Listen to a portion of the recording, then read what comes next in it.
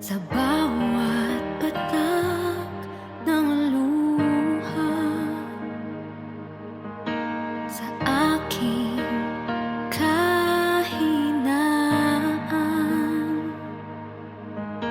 sa bawat luhod at panalangin, di mo ako iniwan.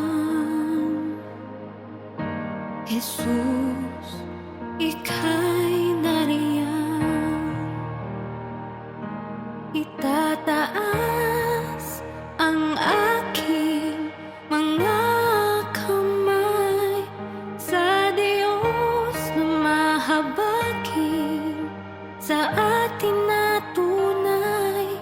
O ang alay ko ay pusong basa, nagpapakumbaba sa iyong presensya.